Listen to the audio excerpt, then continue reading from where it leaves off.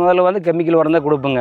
பாட்டாம்பாசு, urea, லோக்கா இருக்கிறத chemical உரம் தான் கொடுத்துட்டு இருந்த பிறகு அப்புறம் ஒரு நண்பர் மூலியமா இந்த அபிமான் ஏபிகேஸ் ஆர்கானிக் இதிலிருந்து கொடுத்துட்ருக்கேன். இது அதுக்கு பிறகு தான் நாங்கள் இந்த 2 வருஷமாக அந்த மருந்து ஃபாலோ பண்ணுறேன்.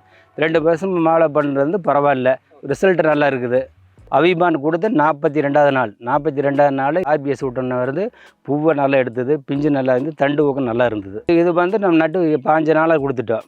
இது வந்து 45 நாள் ட்ரிப்பில் சொட்டு நீரில் தான் கொடுத்துருக்குறோம் நாங்கள். ரிசல்ட் நல்லா வந்தது. ஒரு ஒரு பொறுப்புக்கு வந்து அரை ஏக்கருக்கு வந்து 2 டன் ஆகிருக்குது.